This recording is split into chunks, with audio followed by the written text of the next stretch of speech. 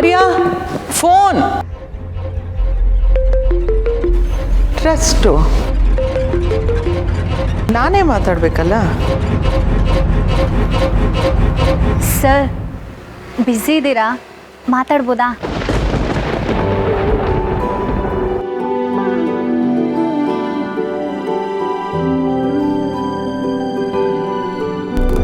ಅಮ್ಮ ಟ್ರಸ್ಟು ನಾನು ಮಾತಾಡಬೇಕು.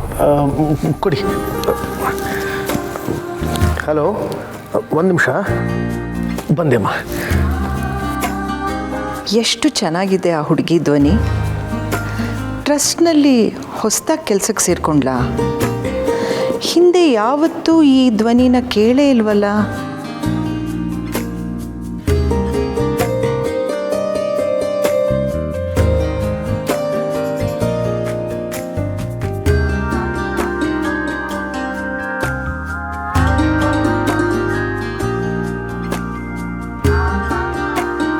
ಸಾರಿ ಸರ್, ನೀವು ಬ್ಯುಸಿ ಇದ್ರಿ ಅನ್ಸುತ್ತೆ. ಇಲ್ಲನು ಹೇಳು. ನಾನು ನಿಮಗೆ ಹರ್ಟ್ ಮಾಡಿದೆ ಅಲ್ವಾ? ನಾನು ನೆನ್ನೆನೇ ಸಾರಿ ಕೇಳೋಣ ಅಂತ ಅಂದ್ಕೊಂಡೆ. ಪತ್ರಗಳಲ್ಲಿ ಇಂತಿ ನಿಮ್ಮ ಪ್ರೀತಿಯ ಅನ್ನೋ ಥರ ಇತ್ತೀಚೆಗೆ ನಿನ್ನ ಪ್ರತಿಯೊಂದು ಮಾತಲ್ಲೂ ಸಾರಿ ಸಾರಿ ಅಂತಾನೆ ಇರುತ್ತೆ. ನನಗೆ ಕೇಳಿ ಕೇಳಿ ಸಾಕಾಗಿದೆ. ಆದರೆ ನಂಗೆ ಸಮಾಧಾನನೇ ಆಗಲ್ಲ ಸರ್. ಇಂತಿ ನಿಮ್ಮ ಪ್ರೀತಿಯ ಅನ್ನೋ ಕಡೆಯಿಂದ ಸಾರಿ.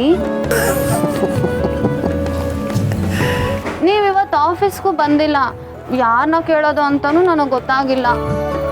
ಹೀಗಾದಾಗ ನಾನೇನಾದರೂ ಬೇಸರ ಮಾಡಿದೆ ಅನ್ಸುತ್ತೆ ಅಲ್ವಾ ಸರ್? ನೀನು JD ಸ್ಯಾಲಿಂಗರ್ ಅವ್ರದ್ದು The Catcher in the Rye ಕಾದಂಬರಿ ಓದಿದೆಯಾ? ಹಾಂ ಸರ್, ಒಂದು ವೇಳೆ ನೀವೇನಾದರೂ ಬುಕ್ಸ್ ಅಂತ ಹೇಳಿರಲಿಲ್ಲ ಅಂದಿದ್ರೆ ನಾನೇನೋ ಸ್ವೀಟ್ ಅಂತ ಅನ್ಕೋತಾ ಇದ್ದೆ. ಆ ಕಾದಂಬರಿಯಲ್ಲಿ ಬರೋ ನಾಯಕಿ ಆಗೋ ಎಲ್ಲ ಅನಾಹುತಕ್ಕೂ ತಾನೇ ಕಾರಣ ಅನ್ಕೋತಿರ್ತಾಳೆ. ಸರಿ ಬಿಡಿ ಸರ್, ನೀವೇನು ಹೇಳಕ್ಕೆ ಬರ್ತಿದ್ದೀರಾ ಅಂತ ನಂಗೆ ಅರ್ಥ ಆಯಿತು. ನನಗೆ ಮನೆಯವ್ರ ಜೊತೆ ಸಮಯ ಕಳೆಯೋ ಯೋಗ ಹೆಚ್ಚಾಗಿದೆ. ಸಮಸ್ಯೆ ಅಂತ ಏನೂ ಇಲ್ಲ. ಆಫೀಸಿಗೆ ಬರದೇ ಇರೋದಕ್ಕೆ ಒಂದೇ ಒಂದು ಕೊರತೆ ಅನ್ನಿಸ್ತಿದೆ. ಅಬ್ಬಾ, ಸದ್ಯ ಅನ್ನಿಸ್ತಿದೆಯಲ್ಲ. ನಾನು ಏನು ಅಂತ ಹೇಳಲೇ ಇಲ್ಲ, ಅನ್ನಿಸ್ತಿದೆಯಲ್ಲ ಅಂತ ಕೇಳ್ತಿದೆಯಲ್ಲ ನೀನು. ಸರ್, ನಾನು ನೀವು ಅಂದ್ಕೊಂಡಿರೋ ಅಷ್ಟು ಇನ್ನೋಸೆಂಟ್ ಅಲ್ಲ. ಕೆಲವೊಂದು ಸಲ ನೀವು ಹೇಳ್ದೇ ಇದ್ರೂ ನಂಗೆ ಅರ್ಥ ಆಗತ್ತೆ. ಓ, ಪರವಾಗಿಲ್ವೇ? ಅದೇಗೆ? ಹೇಗೆ ಅಂದರೆ ನನಗೂ ಹಾಗೆ ಅನ್ನಿಸ್ತಿದೆ. ಯಾವಾಗ ಆಫೀಸಿಗೆ ಬರ್ತೀರಾ ಸರ್? ಗೊತ್ತಿಲ್ಲ sir. Sir, I really miss you sir.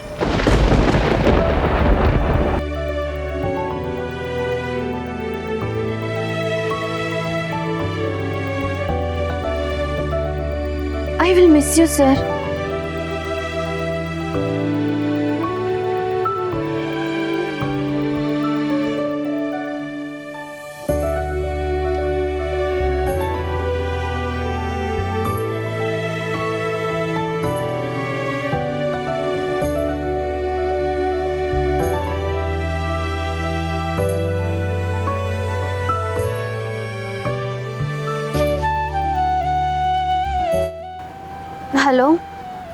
Hello sir, ಮತ್ತೆ ನಾನೇನಾದರೂ ತಪ್ಪಾಗಿ ಮಾತಾಡತ್ನಾ? Sorry sir. ಮತ್ತೆ ಅದೇ ನಿಂದು ಇಂತಿ ನಿಮ್ಮ ಪ್ರೀತಿಯ. ನಾನು ಸಾರಿ ಕೇಳ್ದಾಗ ನಿಮಗೆ ಹಾಗೆ ಅನ್ನಿಸ್ಬೋದೇನೋ ಸರ್, ಆದರೆ ನಾನು ನನ್ನ ಮನಸ್ಸಲ್ಲಿರೋದನ್ನು ನೇರವಾಗಿ ಹೇಳ್ಬಿಡ್ತೀನಿ. ನಿಮ್ಮ ಮನಸ್ಸಿಗೆ ಒಂಚೂರು ಬೇಜಾರಾಗಬಾರ್ದು ಅನ್ನೋದಷ್ಟೇ ನನ್ನ ಕನ್ಸರ್ನ್. ನಿಮ್ಮ ಪ್ರತಿಯೊಂದು ಮಾತುಗೂ ನಾನು ಕಾಯ್ತಾ ಇರ್ತೀನಿ ಗೊತ್ತಾ. ಆದರೆ ನೀವು ಹಾಗಲ್ಲ, ನಿಮ್ಮ ಮನಸ್ಸಲ್ಲಿರೋದನ್ನು ಹೇಳ್ಕೊಳ್ಳೋದೇ ಇಲ್ವಲ್ಲ. ಅಷ್ಟೇನಾ? ಅದೇನೋ ಅಪ್ಪ, ಏನಾದರೂ ಮಾತಾಡ್ಬಿಟ್ರೆ ಎಲ್ಲಿ ತಪ್ಪಾಗ್ಬಿಡುತ್ತೇನೋ ಅನ್ನೋ ಥರ ಆಡ್ತೀರ. ಮನ್ಸಿಗೆ ಮೋಸ ಮಾಡಿ ಬದುಕಲ್ಲಿ ಹೇಗೆ ತಾನೇ ನಿಜವಾಗಿ ನೋಡ್ಕೊಳಕ್ಕಾಗತ್ತೆ ಸರ್? ಮತ್ತೆ ಸಾರಿ, ಐ ಮೀನ್ ಇಂತಿ ನಿಮ್ಮ ಪ್ರೀತಿಯ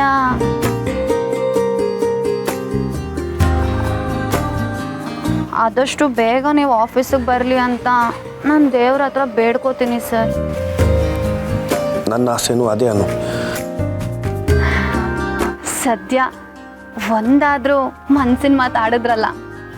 ಒಂದೇನು, ಇನ್ನೂ ಆಡ್ತೀನಿ.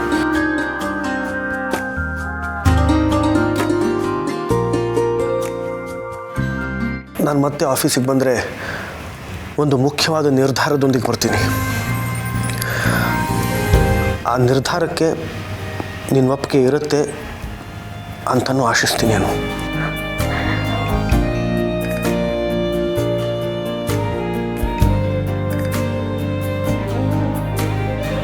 ಸರ್, ನೀವು ಒಟ್ಟೊಟ್ಟಿಗೆ ಇಷ್ಟೊಂದು ಮನಸ್ಸಿನ ಮಾತುಗಳನ್ನ ಆಡ್ಬಿಟ್ರೆ ನನ್ನ ಮನಸ್ಸು ಹೇಗೆ ತಡ್ಕೊಳ್ಬೇಕು ಸರ್? ನಾನು ಅಂದ್ಕೊಂಡಿರೋದನ್ನೇ ನೀವು ಹೇಳ್ತಿದ್ದೀರ ಅನ್ನೋದು ನನಗೆ ಗೊತ್ತಿಲ್ಲ.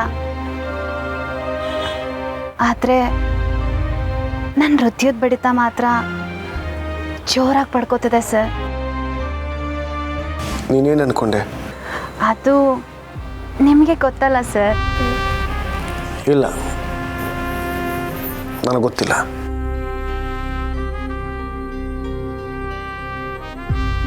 ಸರ್, ನೀವೇನೇ ನಿರ್ಧಾರ ತಗೊಂಡ್ರೂ ಕೂಡ ಅದು ಸರಿಯಾಗೇ ಇರುತ್ತೆ ಸರ್. ನಾನು ಅದನ್ನು ಒಪ್ಕೋತೀನಿ. ಸರಿಯಾನು,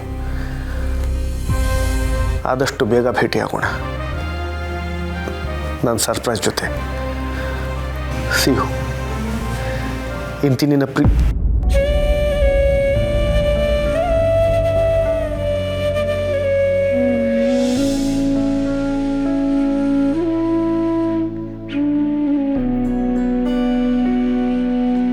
ಇಲ್ಲಿ ಬರ್ದಿರೋದನ್ನು ನೀನು ಮನಸಾರೆ ಒಪ್ಪಿದ್ರೆ ಸಾಕನು.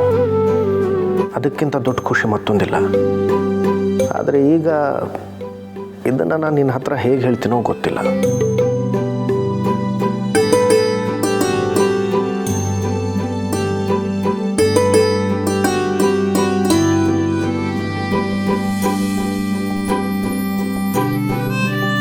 ಆರ್ಯ,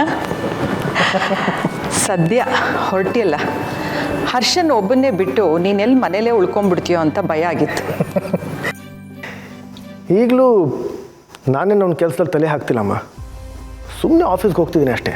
ಅವನು ಏನು ಮಾಡ್ತಿದ್ದಾನೆ ಅನ್ನೋದ್ರ ಮೇಲೂ ಗಮನ ಕೊಡು ಆರ್ಯ. ಹೀಗೆ ಅನುಮಾನ ಪಡ್ತಾ ಇದ್ರೆ ಅವನು ಹೀಗೆ ಉಳ್ಕೊಂಡ್ಬಿಡ್ತಾನೆ ಅಮ್ಮ.